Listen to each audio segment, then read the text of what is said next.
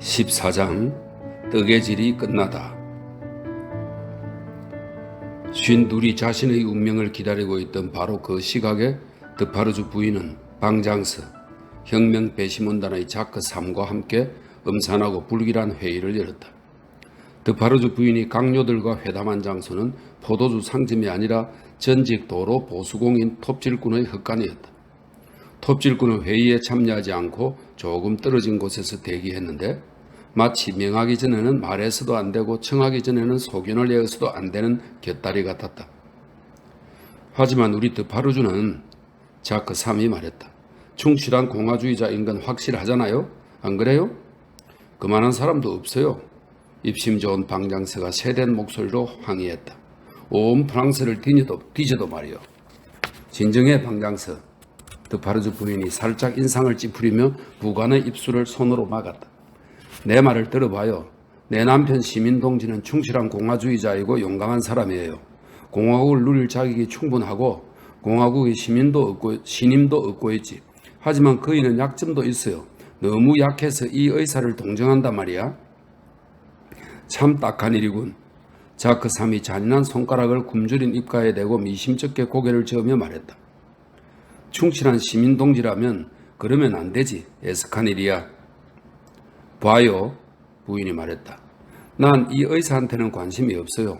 그자 머리가 달려있든 잘려나가든 내 상관할 바 아니지. 나한테는 그게 그거니까. 하지만 에브레몽드 일족은 모조리 뿌리 뽑아야 해요. 그자의 아내랑 자식도 남편과 아버지 뒤를 따라야 한다고요. 그 여자 머리가 참하죠. 자크 3이 쉰 목소리로 말했다. 예전에 거기에서 금발의 푸른 눈을 보았는데 삼손 손에 들린 모습 꽤 매력적이더라고. 그는 식인 괴물이었기에 마치 미식가처럼 이야기했다. 드파르주 부인이 눈을 깔고 잠시 생각에 잠겼다. 그 아이도. 자크 3이 자기가 한 말을 즐겁게 되새기며 말했다. 금발의 푸른 눈이잖아요. 게다가 그곳에서 어린애를 보는 경우는 드물거든 꽤 예쁜 광경이 되겠어. 간단히 말해 드파르주 부인이 짧은 상념에서 깨어나 말했다. 이 사안에 관해서는 남편을 못 믿겠어요. 지난밤 이후로 그이한테 내 계획을 세세히 털어놓으면 안 되겠다는 생각이 들어요. 그뿐 아니라 혹시라도 지체하면 그이가 귀뜸해서 그자들이 달아날지도 모른다는 생각도 들고. 절대 그러면 안 되죠. 자크 3이 말했다. 아무도 달아나면 안 돼. 지금만 해도 절반을 못 채우는데 하루에 120명은 해치워야죠. 간단히 말해 드파르주 부인이 말을 이었다. 남편에게 나처럼 이 가문을 끝장내고자 하는 이유가 없고 나에겐 그이처럼 이 의사를 섬세하게 대할 이유도 없어요. 그러니까 자력으로 행동할 수밖에. 이리 와 봐요 작은 시민동지.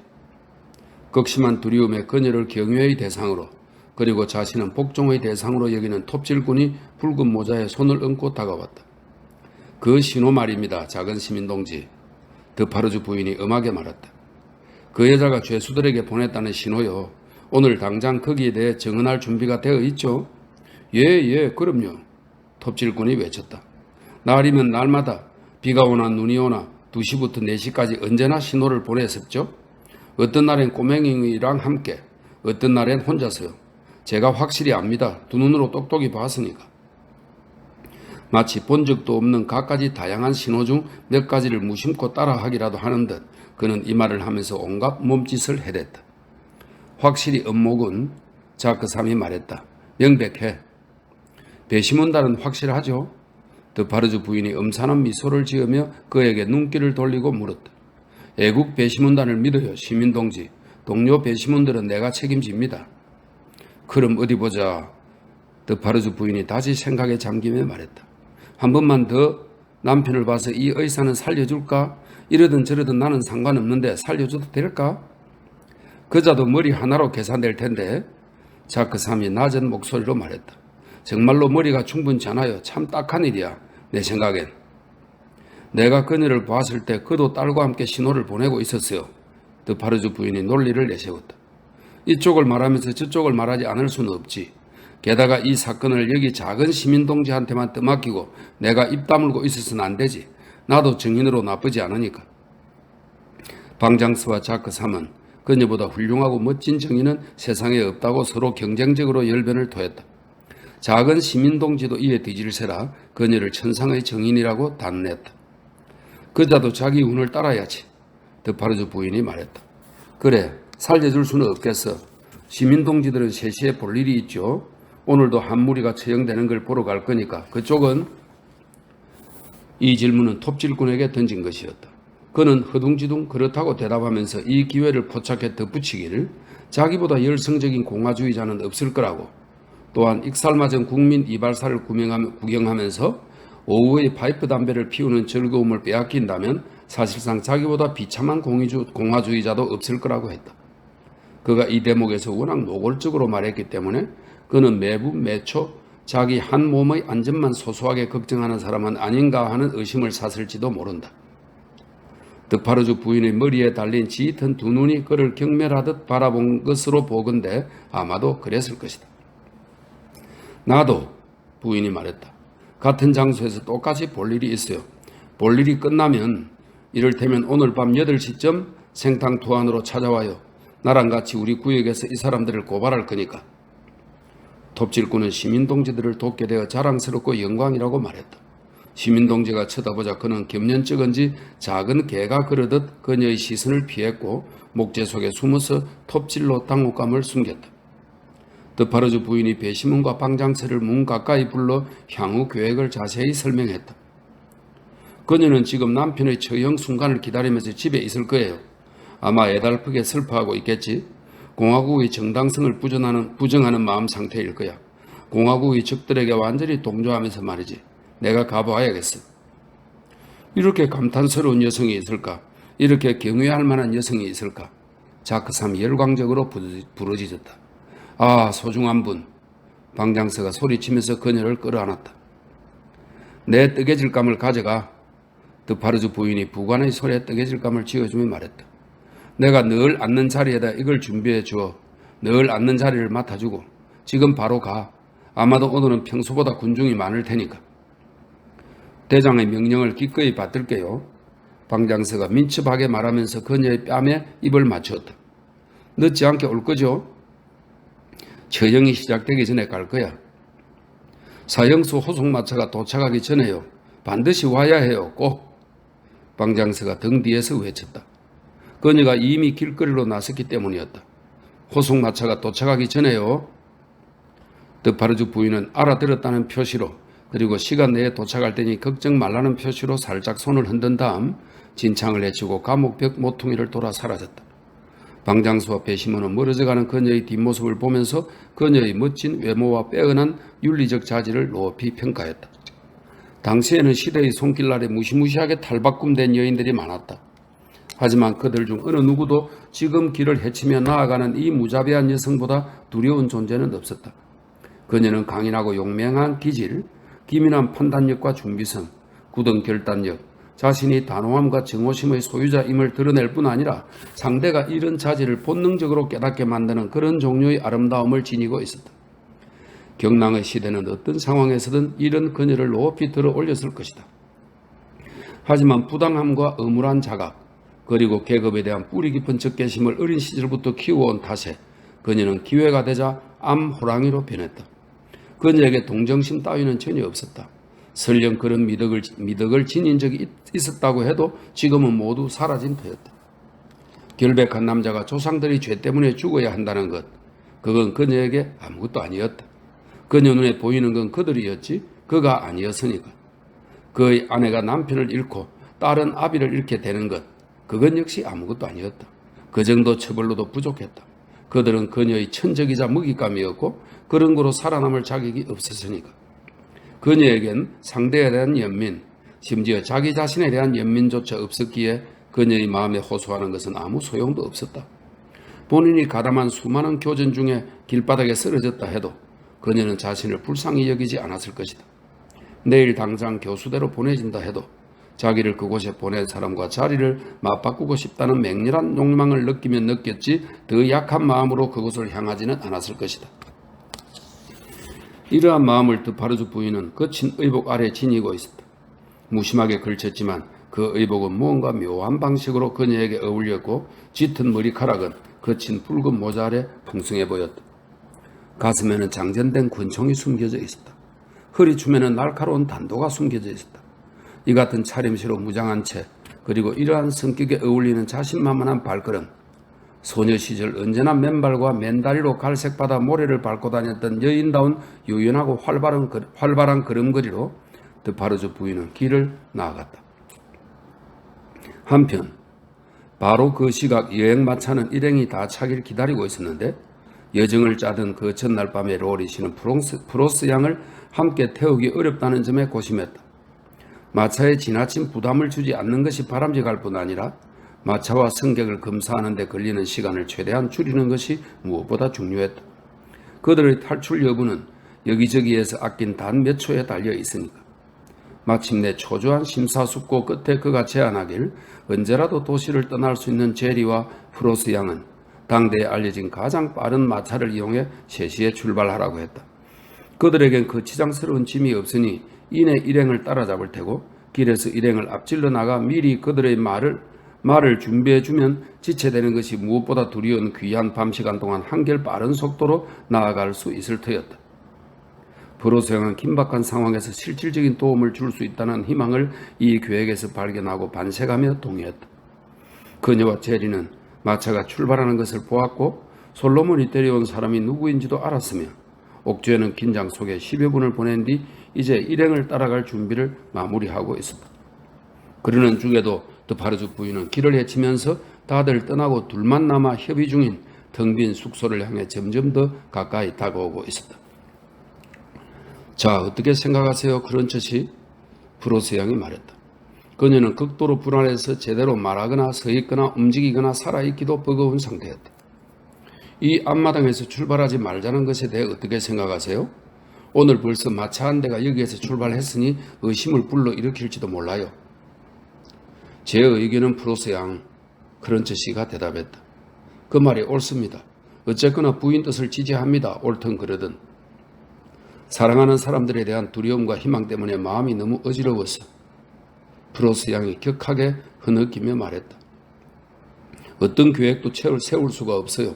당신은 무슨 계획이든 세울 수 있나요? 친애하는 크런처씨? 앞으로 살아갈 희망에 관해서라면 프로스 양, 크런처씨가 대답했다. 그러길 희망합니다.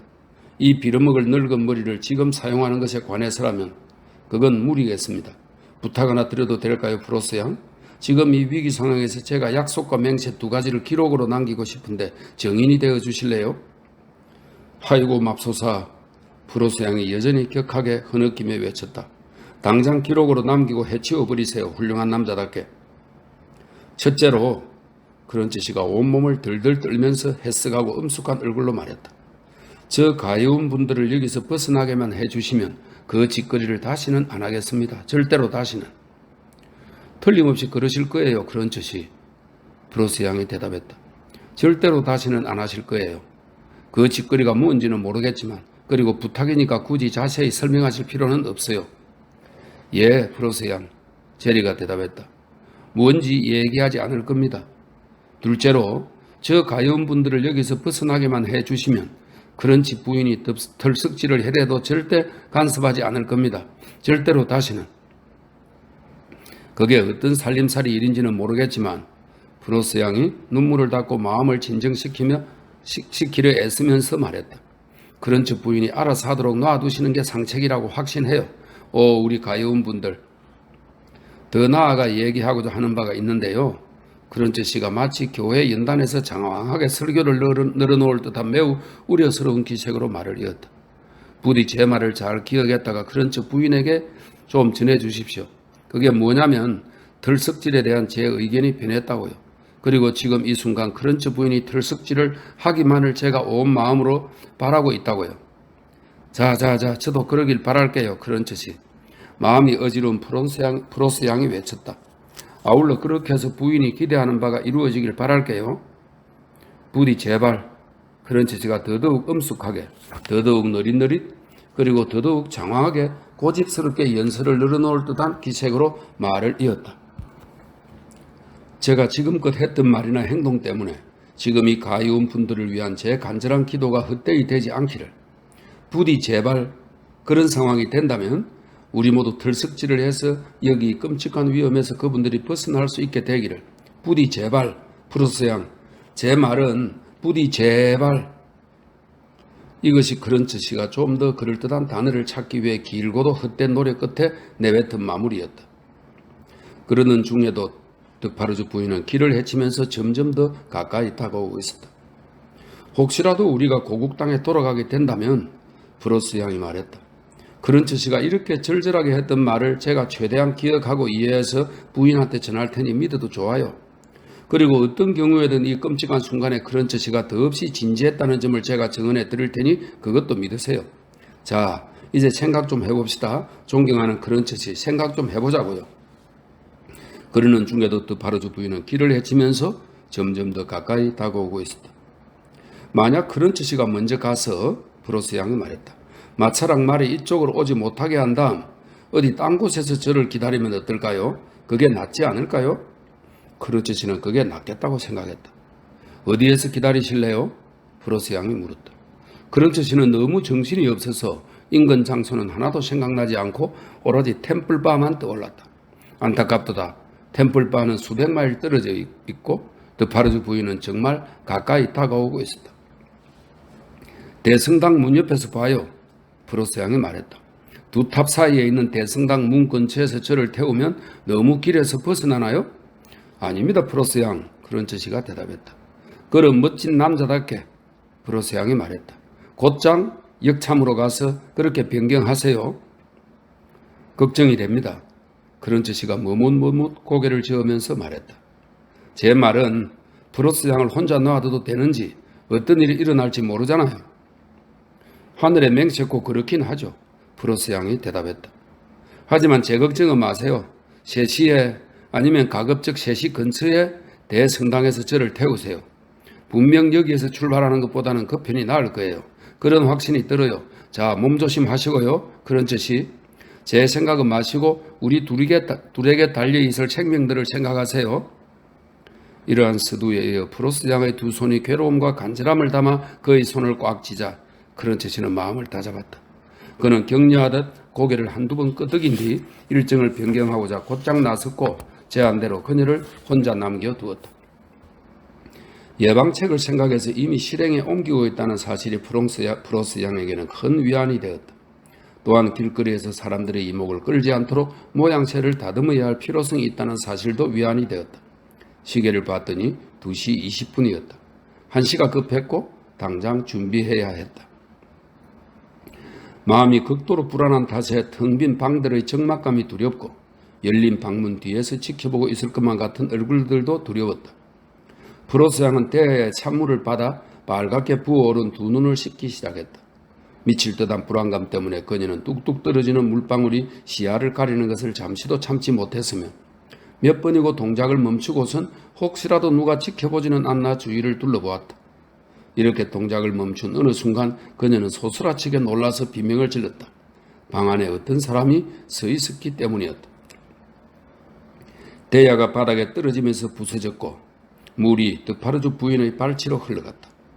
기묘하고도 준엄한 방식에 의해 그리고 수없이 얼룩진 피를 통해 그 발은 이 물을 만나기에 이르렀다. 드파르주 부인이 그녀를 차갑게 쳐다보며 말했다. 에브레몽드의 아내는 어디 있지? 방마다 문이 모두 열려있어 달아난 것이 드러나겠다는 생각이 프로스 양의 뇌리에 퍼뜩 스쳤다. 그녀는 우선 방문부터 닫았다. 그곳에는 문이 4개 있었다. 그녀는 모조리 닫았다. 그런 다음 루시가 묵었던 침실의 문 앞을 가로막고 섰다. 드파르주 부인의 짙은 눈이 이 재빠른 동작을 내내 지켜보았고 동작이 끝나자 상대에게 시선을 고정했다. 프로스 양에게는 아름다운 구석이 없었다. 세월이 흘렀어도 그녀의 외모에서 풍기는 거친 면은 길들여지지 않았고 억센 느낌도 부드러워지지 않았다. 하지만 그녀 역시 나름대로 결의가 확고한 여성이었다. 그녀의 두 눈이 드파르주 부인을 샅샅이 뜯어보았다. 생김새를 보아하니 악마의 아내겠군. 프로스 양이 거친 숨을 내쉬며 말했다. 그래도 나는 못 당할걸. 나는 영국 여자니까. 드파르주 부인이 경멸하듯 쳐다보았지만 그녀 역시 프로스 양과 마찬가지로 자신들이 서로 막다른 골목에 내몰렸다고 인식하고 있었다. 그녀는 눈앞에서 단호하고 강인하고 억센 여인을 보았다. 10수년 전 이 똑같은 인물에게서 로리 씨가 굳센 손을 지닌 여인을 본 것처럼 그녀는 프로스 양이 이 집안의 헌신적인 친구라는 사실을 너무나 잘 알고 있었다. 프로스 양 역시 드파르주 부인이 이 집안의 아기를 지닌 적이라는 사실을 너무나 잘 알고 있었다. 저쪽으로 가던 길에 들렀지. 드파르주 부인이 처형 장소를 향해 손을 까딱하며 말했다. 사람들이 내 자리랑 뜨개질 감을 맡아놨을 거야. 지나가던 길에 그녀에게 인사나 전할까 해서 좀 만났으면 싶은데. 네 속셈이 사악하다는 걸 모를 줄 알고 프로스 양이 말했다. 믿어도 좋아. 내가 그 속셈을 어떻게든 저지하겠어.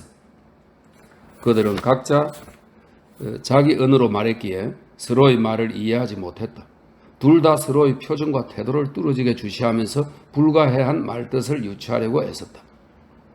지금 이런 순간에 나한테서 숨는 건 그녀한테도 이롭지 않을 텐데 드파르주 부인이 말했다.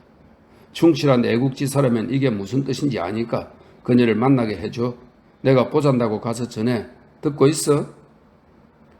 니년의 두 눈이 침대용 렌치고 내가 영국제 기둥 침대라고 해도 그걸로 나한테서 나무 부스러기 하나도 긁어내지 못해. 어림없지 이 사악한 외국년 내가 상대해 주마. 드파르주 부인이 이런 관용적인 표현을 세세히 따라갈 성 쉽지는 않았지만 자신이 무시당하고 있다는 것을 알아차릴 정도로는 이해했다. 멍청하고 돼지 같은 년. 드파르주 부인이 인상을 찌푸리며 말했다. 너한테선 대답을 듣지 않겠어. 무조건 그녀를 봐야겠어.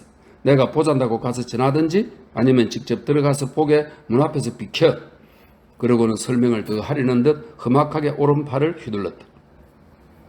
내 생전에 너의 우스꽝스러운 언어를 이해하고 싶은 생각이 들 줄은 꿈에도 몰랐네. 하지만 지금은 니년이 사실을 눈치챘는지 아니면 조금이라도 낌새를 챘는지 알아낼 수만 있다면 내 몸에 걸친 이 옷만 빼고 무엇든 내주겠어. 두 사람 다 한순간도 상대의 눈에서 시선을 떼지 않았다. 드파르주 부인은 프로스 양이 처음에 그녀의 존재를 인식했던 그 자리에서 꼼짝 않고 서 있다가 이제 한 발 앞으로 다가왔다. 나는 영국인이고 프로스 양이 말했다. 이판 사판이야.